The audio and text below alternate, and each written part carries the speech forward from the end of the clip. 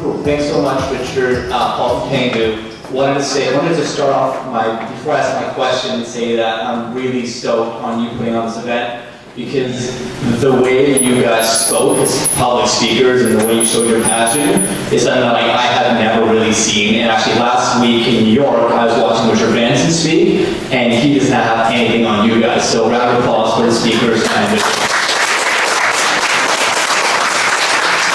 So my question, open-ended to the panel. I saw the theme that it seems like the restaurant industry does not get a lot of respect, especially from, let's say, millennials who like to take photos of food on Instagram, but they don't really roll up their sleeves to actually work in the industry. And making a generalization, but it's kind of what we see with a lot of people that are food influencers. So, open-ended question, how do we change this, I guess, misperception for what the restaurant industry is? How do we inspire youth to get more involved in restaurants?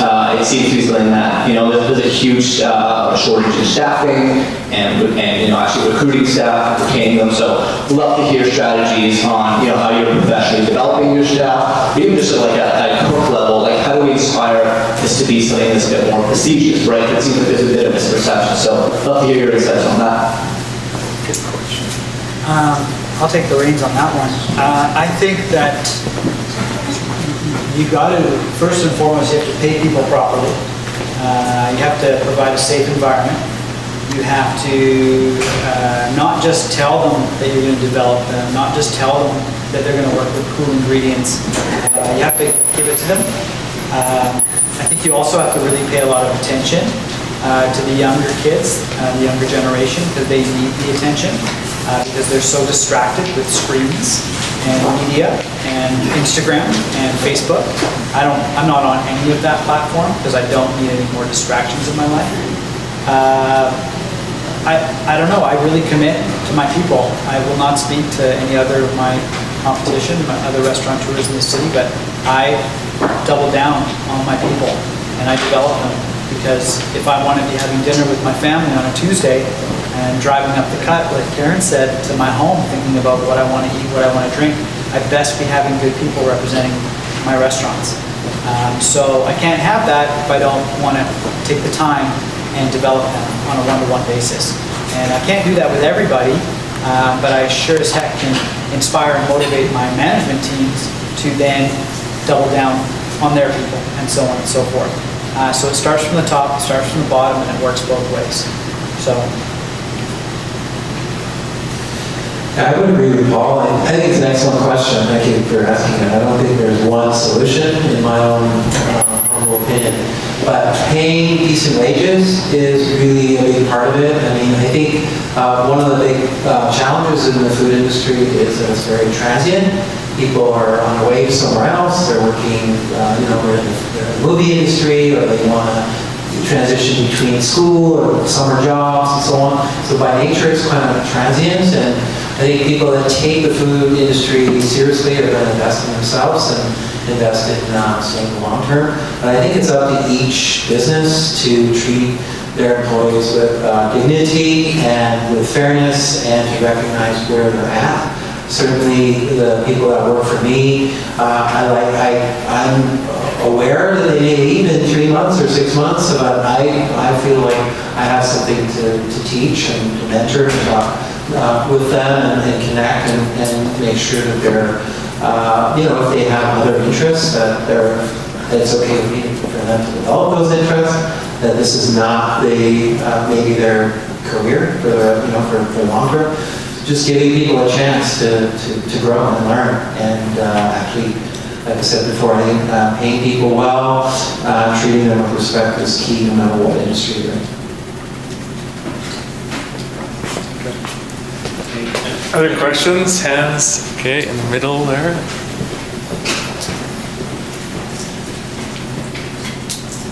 I want to say thank you. I'm not in the food and beverage industry. I'm in healthcare, publicly, and I run my own business. So I'm completely inspired by your business model presentations. My question comes from the lens of being a mother and being a board member on a charity that supports a lot of people that live and seek employment on the downtown east side, and a new resident who's recently moved to the downtown east side as well. I think your stories are inspirational. I'm personally inspired just by being in a place in a very different career. How do you continue to build social capital in a way that builds your businesses, that creates a better community and a better city that we live in? I love that my children were at the bar with Katie at Laboratoire on Sunday embracing the jelly donuts. And that rather than a gift certificate at Forever 21, most of my 13-year-old son's girlfriends want a gift cert to Gourmet Warehouse. So I think it's about how we build that inspiration and those values in the next generation. So I'm very curious about how you inspire that in the next generation, as well as how you build social capital around your businesses. Who wants to see a salad?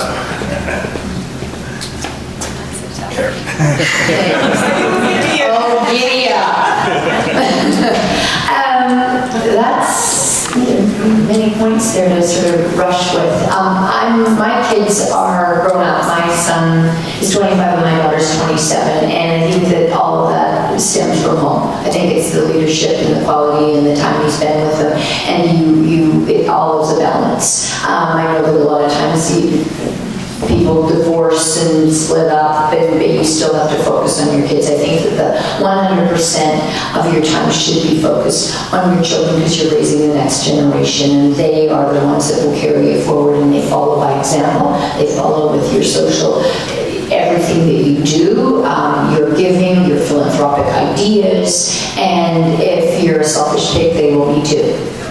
And if you're a hugely dynamic, social, active, want to be, change, give, do, it's osmosis. Just trying to keep it pretty simple. You can elaborate, you guys. Yeah, I mean, I agree. I think it's, I like the word social capital, actually. I haven't heard that in a long time. From my perspective, I donate to a charity. It takes the time to email me or write a letter. I'll donate. I'll send gift cards. I'm not sending checks. I'll send a $100 gift card, a $75 gift card, pretty much to everybody. So if you want, if you have a charity, yeah. I really would like one. No, I was looking at Strathcona backpack. I'd like to get involved in that. I'd love to have you. Yeah, I'm in there. So I think you kind of set the example to your staff. I have about 100 or so staff members that I pay every 2 weeks, and I pay well, I should mention. It's about leading by example, like Caren said. You teach your children how to act, and you try to teach your staff the right way to do business. I mean, what do you think? I agree. No, I just do. It's we're in the coffee business. You see this like hundreds of people like coming all the time, and you see a lot of people that are down. Actually, when we first opened Turks, we created that thing. Hey, if you see somebody that you know, and they're just looking like they're dragging it, or they're dropping something, or they look like they're about to cry. You do meet a lot of people, because you're right one-on-one with thousands of people.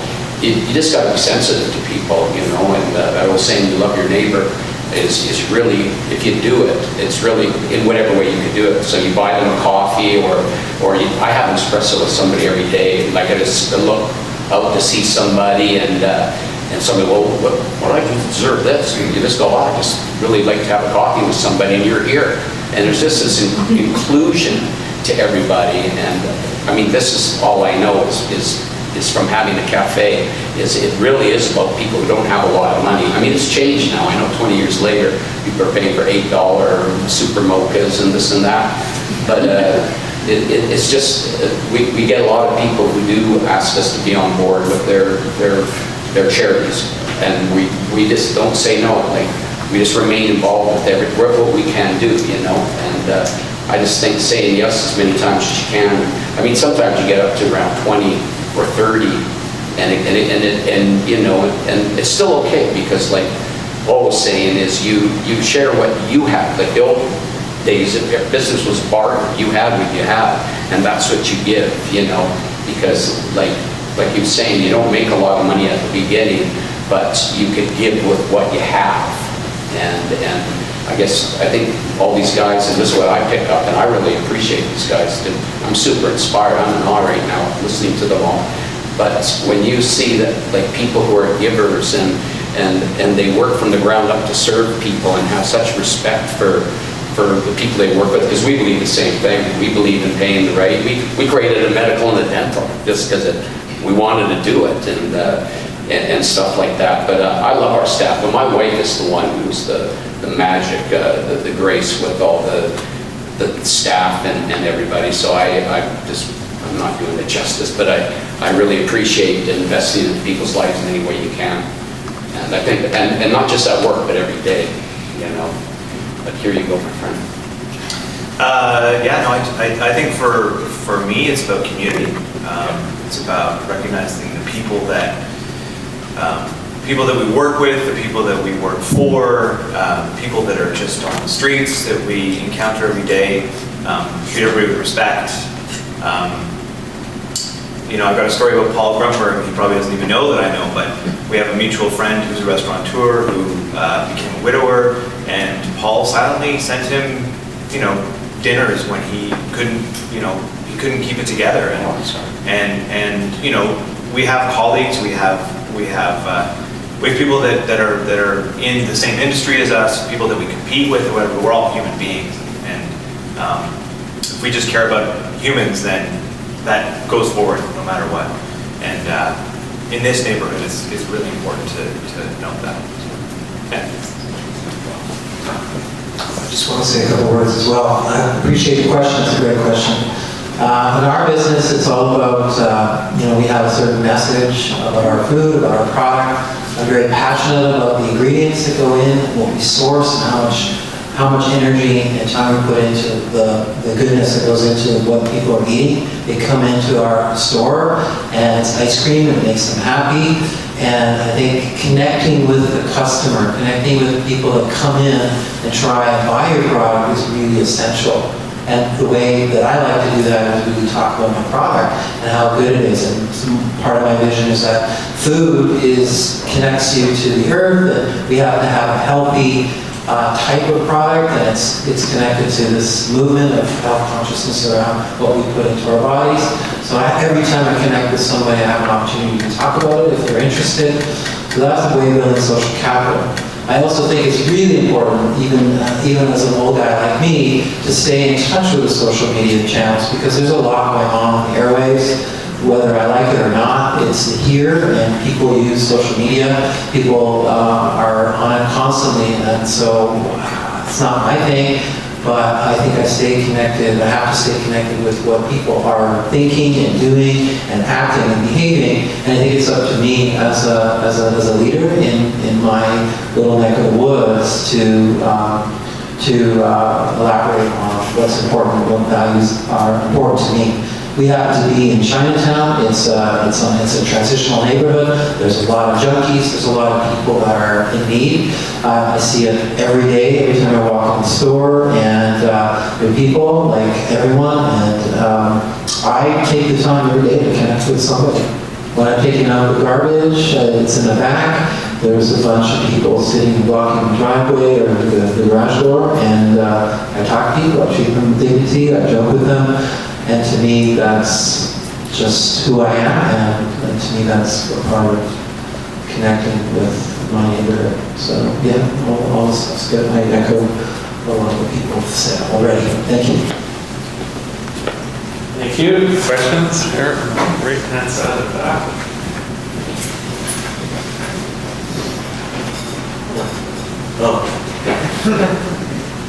So I have a question about the future for all of you guys. So Caren, what's one of the newest ingredients or food trends that you're trying to bring to the public from your location? Ian, you've tackled plant-based with ice cream or gelato, I guess. What's something next that you'd like to tackle going that whole plant-based route? Paul is a young chef in the industry. What's a new trend that you're trying to bring to market, or a new way of cooking that you want to start bringing out with your passion projects in the future? Brian, I've worked in the coffee industry for many years before. It's always evolving. What's the next thing for you? Cold brew's making it, nitro coffee's making a big deal these days. What do you think is next and what's coming up right down the pipeline? Jason, from the equipment side, you just came back and host. What's a new equipment trend or cooking style or technique that you want young chefs or you think it would be valuable to bring to the industry? Okay, 5 questions for you. Caren. Okay, try and keep it short. Trending in food is fashion, whether you like it or not. In the 80s, sausage rolls and quiches were the thing. Fast forward to today, sausage rolls and quiche, not so big. So you have to really know where the trend is going. I travel a lot. I go on buying trips 4 or 5 times a year. Right now, and this is very true, what's old is really new. I mean, there are no more animals, there are no more vegetables, there are nothing more. So it's how you procure and prepare and entice with what you have today. The Italians are very good at it. They've done balsamic vinegar every which way to Sunday. They flavored it. They've done this. They've done that. And when they can't do any more, what do?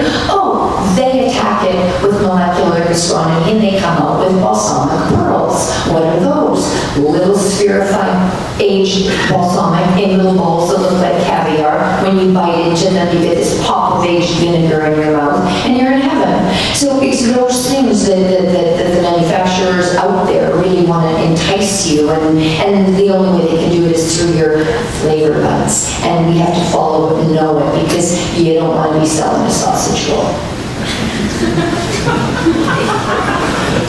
I agree. Two things. We recently launched a line of organic, plant-based hot chocolates because it's getting cold out there, and so we're now serving gelato and hot chocolate. We make it all in-house, and we put in a little bit of added superfoods in each one of the concoctions that we've made. So we call them hot chocolate elixirs. They're really yummy. They taste amazing.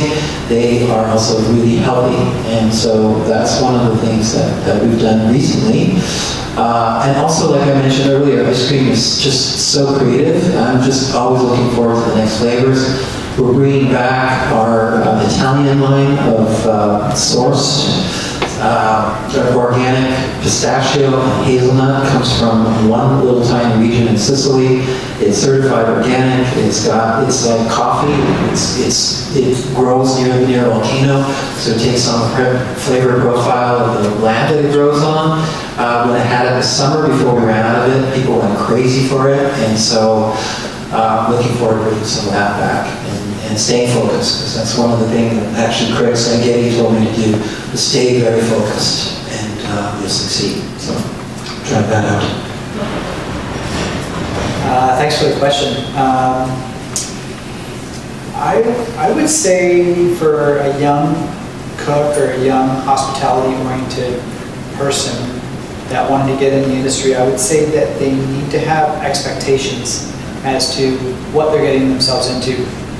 Much like any career, I think they need to know that you can't be the bank manager before you're a bank teller. That was a big thing that my dad always told me. He says, "Paul, you gotta slow down. You can't be the bank manager before you're the bank teller. I'll never forget that." It's a good one. Yeah. My dad was a smart guy. He also told me to do my homework first, then I can watch TV.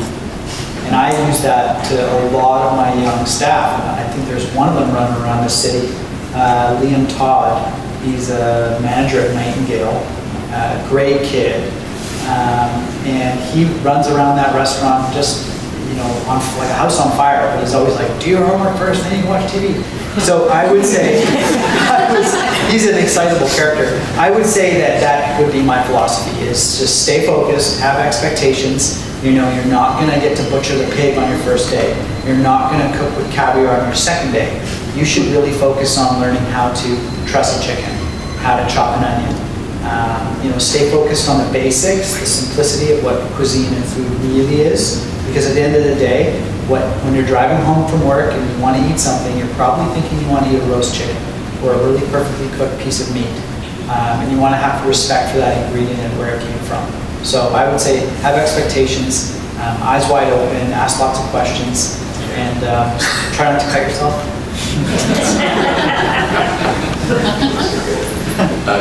I like some of these new trends. It makes coffee interesting. Though we believe, I don't want to see too much of diversion from the actual product. You know, there's always something new, like a new pumpkin spice or this trend and that trend. We're trying to define the characteristics of coffee, bring that $100 taste to an affordable $25 a pound or $100 where because it's not out there a lot. It's not. When nobody's using milk and tons of syrups and synthetics. So our goal is to really do what we started with, and that is to help people discover taste sensations, yet to be discovered. But on the authenticity is big. I know this generation, my daughter, she's 21. Her friends, they are really astute when it comes to food because her mom's such a good cook as well, and they eat well, and she really knows coffee. So coffee has got very, like 25, 30 years ago, it was unknown. Then now it's there's one everywhere. It's become a big money maker, gentrified or generic. We're keeping to that high quality respect. I got a Yemen right now. Yemen's in a civil war. We're the only people in the world with around 4 lots from last year that are the best Yemen coffees in the world. You can't get them anymore. There's a couple of people in the States that have them. We have those, and we don't charge like the place in San Francisco, $16 US a cup. We sell it for $2 more than regular because we want people to share the experience. We want people to the affordable luxury to be able to have one of the best Yemen coffees or a 16-bean espresso blend what's not breaking the bank. We want to help make excellence common. But when it comes to doing what the future is, let me tell you, Christina here, she used to work for Beercraft, and she's our super marvelous manager upstairs and all over the place. She's a personality, and she's a beer connoisseur. And she's locked us together with faculty brewers, and we're doing this killer ESB with our coffee, with Frank's Blend, which has got some nice berries in it, and caramels and toffee. And this ESB with our coffee is surreal. We're still working on it, so we'll have that out. And as well, next year we're going to be coming out with 3 cold brew concepts, which isn't just one, because our coffees all have different distinction. So when I was saying earlier, I didn't get too much in the pitch of the product, but we're going to be coming up with Cafe M, which is like the ultimate medium, where I can literally guarantee the raspberry notes, like all these fantastic tastes that are natural. You add a little bit of sugar, people think they're synthetics when they add more sugar. Did you add hazelnut to this? Well, nuts is one of the key ingredients of quality. It's a quality characteristic. So we're really excited about doing around 3 cold brews next year.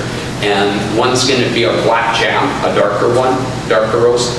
So when you go into a market or something, you're going to see the Milano, not just one, just with the brand, you're going to see 3 distinctive tastes, and hopefully this ESB coming out. And we're doing a lot of stuff with a lot of brew masters and meeting people. So anything that works good, because personally I don't like mixing coffee with things. I'm a bit of a purist. I like coffee and I like people to discover it, but it's amazing when you got great people that are really good at their craft, especially the brewmasters these days. They're really doing a great job. So we like collaborating with artisans. And remember, there's 2 different markets too. There's commercial,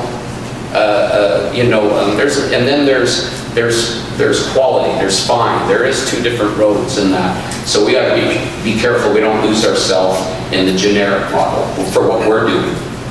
We always want it to be integrity. Integrity means sound and stays the same and always good. So we're open for anything innovative anyways, as long as it makes everybody shine and the product's good. hardly remember what the question What did you see at Host that? Well, I wasn't at Host. I wish I was. Yeah. Oh, sorry, you didn't go to Host. I didn't go to Host, but I think the trends that we're seeing are all about cooking equipment trying to be more efficient, smaller footprints, better on energy, preserving the quality of the food, the taste, the form, how it looks, and the nutritional value. That's what I think everyone is trying to get to a place where there's a piece of cooking equipment that that everyone will know how to use, that isn't some crazy mystery for cooks, but ultimately will put out a good product. I don't think there's anything. I don't think there's anything crazy about it. I think it's just everyone's laser focused on the same goal. And that's creating better, like a better, faster, whatever, more efficient, more consistent product. Well, yeah.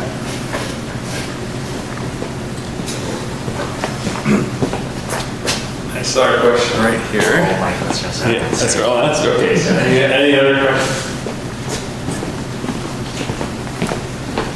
Quite a few of you said that you're not good at math, but I just had a question that's math related.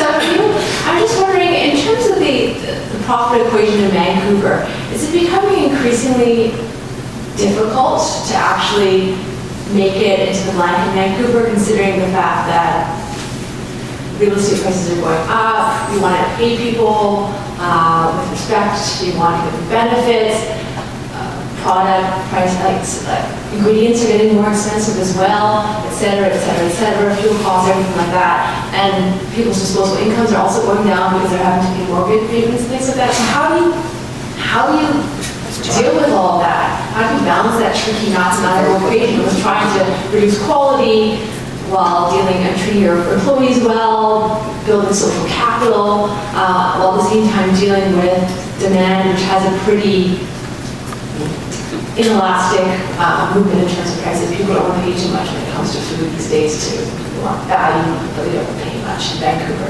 because they don't have the money. So I just wondering how you navigate that equation. So we talked about restaurant prices on the increase on radio today too.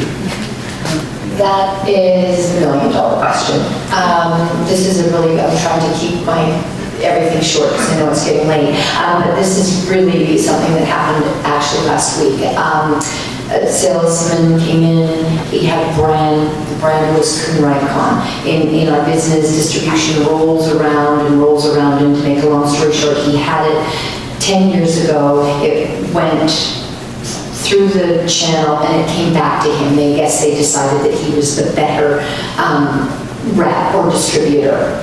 When he went back to contact all the people that he sold to 10 years ago, more than 59% of those independent housewares and gourmet stores were gone. Gone, not just vanished. They can't keep up. The margin is too small. The ROI is not worth it. And either you have to be really big and you have to be able to sustain because. And I always say this to people, well, I can get it cheaper at Costco, I can get it at Walmart. And I say, you know what, you're right. And in 5 years, you will be buying everything at the big box US brands because the local Canadian family-run businesses will not be able to sustain. It's just that hard. We're okay because we're so big that we have 22,000 SKUs in our store. So if we don't have it, no one's got it. So you either have to be big or it's a US big box brand. And it's hard because you want to be fair. You want to create a living wage. You want to be able to provide people with that wage guarantee. You want to be able to say if you got hit by a bus that you're going to be paid for 6 months. You've got long-term wage protection, which is really important, and little businesses can't do it. And so, unfortunately, we're going to see the retail landscape change so much in the next 10 years unless our America can do something to smarten the hell up. There was my political statement. Yeah, it's really early in the game for us, but I can tell you from from the beginning, it's really hard for a small business. It takes a lot of money, supplies, rent. Everybody wants money. Everybody wants a lot of money. We get hosed as Canadians paying taxes. Running a small business is a miracle if you survive. Sure. We happen to be selling a premium organic product, so our ingredients are super expensive. Right now, for example, vanilla beans are $1,800 a kilo, up from about $179 just a few years ago. That was tomatoes. That happened, there's a lot of reasons behind that one example, but I think it's really tough. And I think in our case, my strategy is to have a diverse source of revenue. So the store is one, but also dealing in wholesale, so selling to stores and food service industry and have more than one source of revenue. Great question, thank you. I mean, speaking from a culinary landscape, if you look at the restaurants in Vancouver specifically, you know, who's dominating? Cactus Club, Earl's, Joey. Much like Caren said, the big box stores are slowly taking the market share because they have the buying power. So little mom and pop restaurants like mine, you know, there's not a lot of profit, bottom line. No pun intended. There's not a lot at the end of the day to put in your pocket. It's a lot of hard work for not a lot of return financially unless you're able to sort of break a barrier of volume. And once you sort of get to a point where, you know, your restaurants are packed every night, you've got a wait list, you've got people can't get reservations, you're doing something right. But you know, I wake up every morning paranoid. Every day I'm looking at my phone, like how many on the book? I'm looking at revenue, I'm looking at the bank balance. You know, you make a little bit of money, what happens? The government wants some back. All of a sudden they say, well, you did well last year, give it back. So, you know, you pay your CPP, you pay your DI, you pay your living wage, you pay your salaries, you pay your staff, you give them medical benefits. You do what you can to give your associates something to want to work with and work for, but yet there's not much left for you. So why do it? Right? I mean, I'm not going to tell you. It's therapy. Well, it's definitely not therapy for me. Listen, guys, I told you about my friend Anthony Bourdain. I went and saw it, and I'm not fucking around. The restaurant business will kick your ass. You will lose everything in weeks. Cash flow is king. You know, I'm worried right now. Like I said, I got a corporate tax bill, 50 grand. That's what the government wants from me, from both of my businesses. I did well this year. First time in a long time. 50 grand for 100 combined. Fuck am I gonna get that money from? I have $125,000 in payroll that came out this week. Okay? Do the math. I'm worried right now. And you might think, well, you know, you got two really successful restaurants, more on the way. What do you have to worry about? I got a lot to worry about. A lot of what Caren is saying is true, and you know, it's tough. Spinning or you jump out. Yeah, and I'm looking. Anyone wants to make me an offer, I'm looking to get out. I got a price, and you know, I'm not even joking. It's not fun. Yeah, no, it's a serious. Yeah, and I learned that young. And one thing I will leave you with is, again, I went to my dad a long time ago. And I said, Dad, I want to make more money, and he said, go work harder. I went and I made more money, and I said, Dad, I got to pay tax. And he's like, you want to make more money? So, I don't know. It might not sound super inspiring or super sexy, but that's life, that's business. And if you want to be the best, if you want to make money, if you want to support your community, you got to work really, really hard. So that was a really good question. Thanks for asking. That was a really good question. I think this comes down to is support local. You know what I mean? Like rather than go to, you know, this, that, the other thing, because a lot of the people that started in the coffee industry when I did, they all sold. Stumptown's been sold a couple times, $25 million. Green Mountain, Intelligentsia, Counterculture, just they keep going on. Like I said, Francesco got offered by Howard Schultz personally to a lot of money, and he said no because of an authentic product, like the real deal. He was an artisan, and it's really good to support local. Like I tell people that because I've done some interviews and they go, Brian, how do you buy that product and create that product to a Tim Hortons kind of medium? And I says, they're not all like that. We're very fortunate. We just went online. We get people from New York, all over America. We've had people from Italy call us wondering where they could get it. Like we're not in Italy, we're not in supermarkets. People from Malaysia who, because our product's gone around the world, so a lot of us have to diversify in different markets.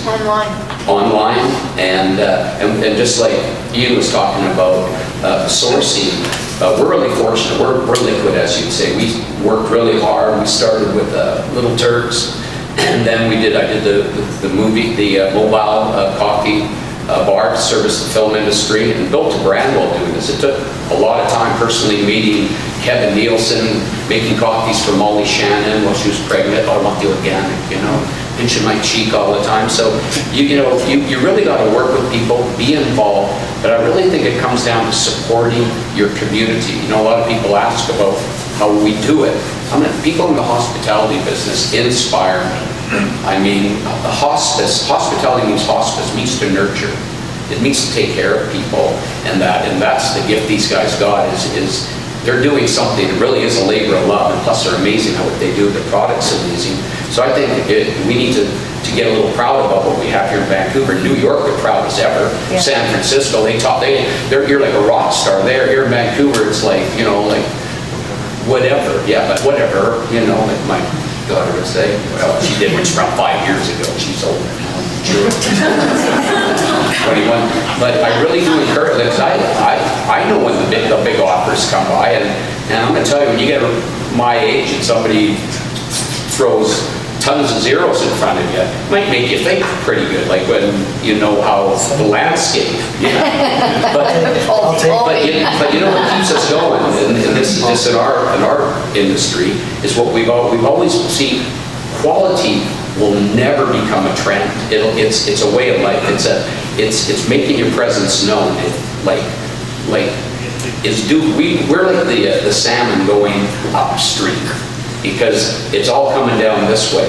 When I'm talking about these coffees, I know a lot of people are interested, a lot aren't, because it's kind of a culture. But once you have an amazing product, or you deal with amazing people, or have something no one else has, like when I say 20 bean blend, it's like the first in the world of espresso coffee. It hasn't been done before, not in Italy, not anywhere.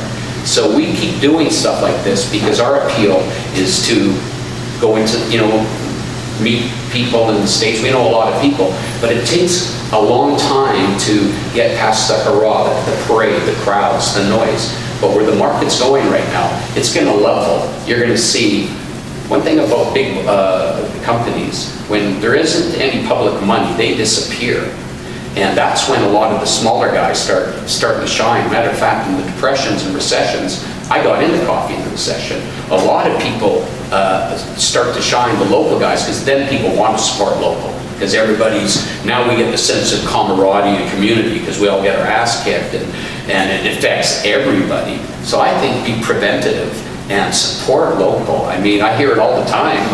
I think it'd be great if we all really, wanted to do it, and that, because I'm impressed. I know that Lavator opened before we did, and we went into Gastown. It was like our first store out with the Milano brand, other than our roasting facility, and there was nobody in that neighborhood except for Sea Monster, and it was Junkie Road, just like Caren's talking about the place over here. And we got this amazing write-up with Lavator from some guy from New York, or we saw this write-up. He says the most interesting thing happening in Vancouver's Gastown is Lavator and Milano coffee.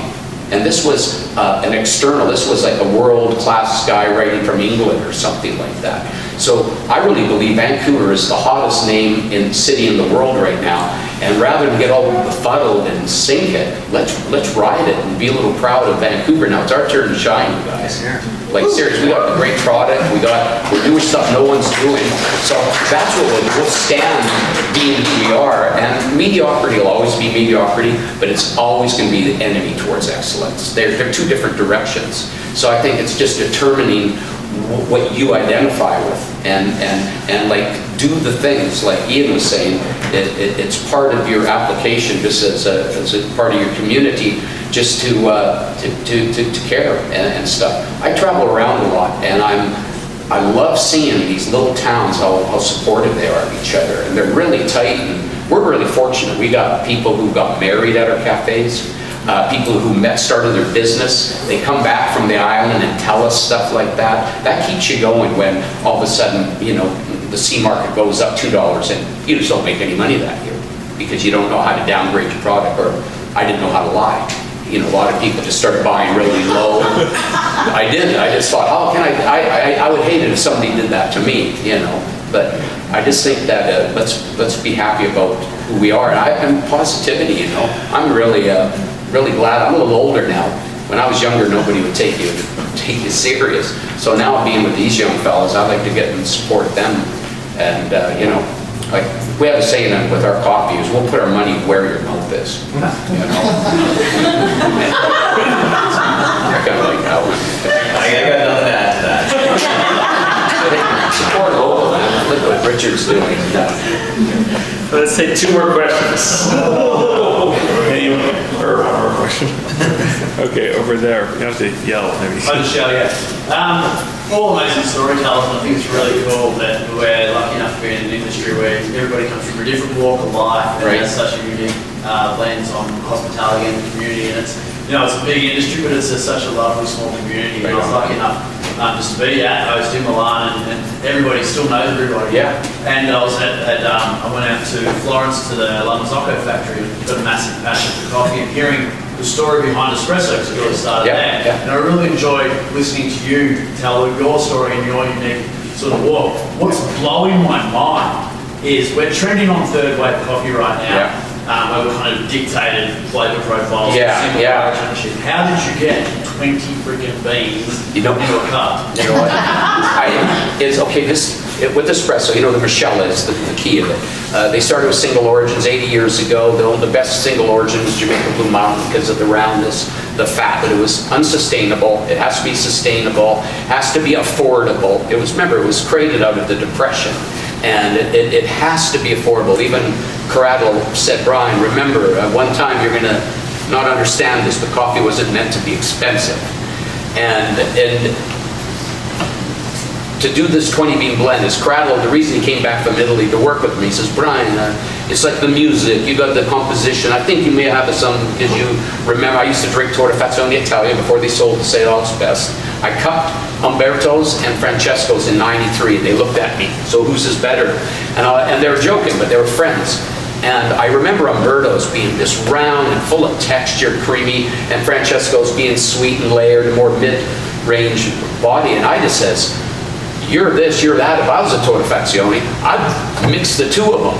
And they kind of laughed and said he's a politician, because they were asking who's better. And I said I'd mix them together.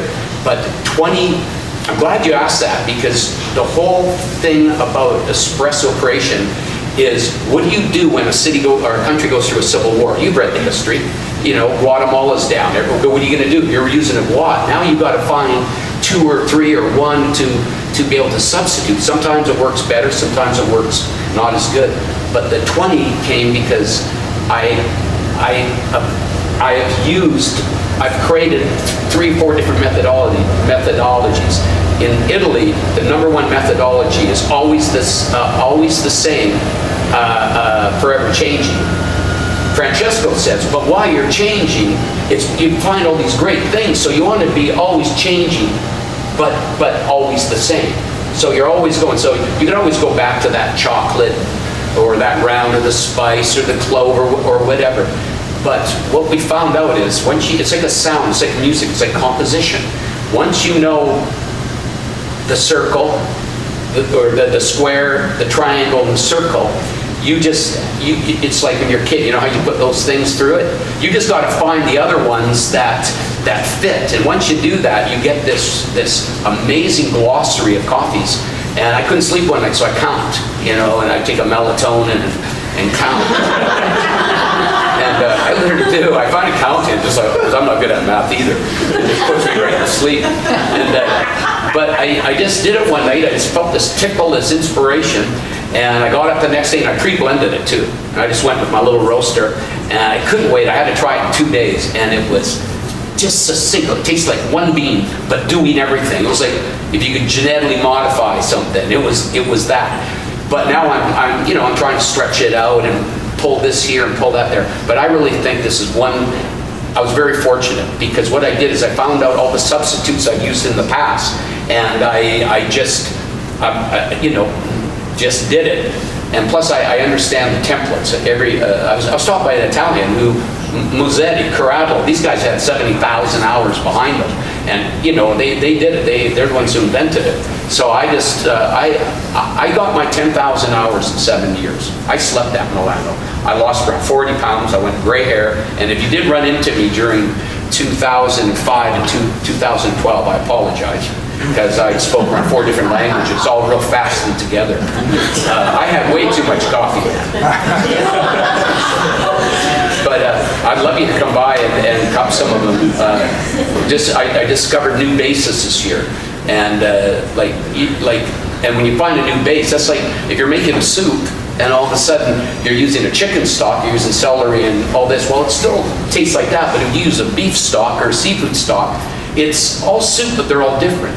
And I discovered these new bases that work with these 7, 8 different varietals, and I use really good coffees. I buy way out here, and I buy direct. I'm a small company, so I can't fill containers up everywhere, but a few places I can.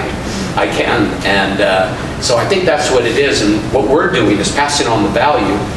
You know what it's like when you buy coffee. A lot of people sell high commodity, and what they're going to do is if they got something special, the micro lot, you got to pay an extra $2-3 US a pound. So I just went right to source. So now I got that product that would be rare at $10 a pound. Now I got it at the same price. And that's the kind of value you pass on. And I was told years ago that was the difference between different brands, is what was in the can or in the bag. And we're going back to that old school, is, hey man, if you got a palate and you like it, you will get it. You know what I mean? And so I think I got a little carried away with that, but I really appreciate that question because I only know a little bit about coffee. So please come by tomorrow and I'll just set you up, man. I got the new set. Last question. So first of all, I will say my compliments to all the guys because I'm from Rome, I'm Italian, so I'm listening wonderful Italian food description and something like that. Only an easy question for the coffee guy. In 3 words, 1, 2, 3, tell me what's the difference for you between the coffee of Milan and the coffee of Rome. Thank you. Okay, the coffee, what I found is... 3 words. Okay. The coffee of Milan is a little medium bodied, a little sweeter, represents Torino, Trieste. I was sat with some of the 10 winners. Okay. And Rome is rounder and is bigger cup. It's just bigger. I can't do 3 words. Okay. No. I would say if I had a profile, I could draw it out because there's a lot of great coffees from Milan and Rome. There's a lot of great coffees. 85. Okay. See.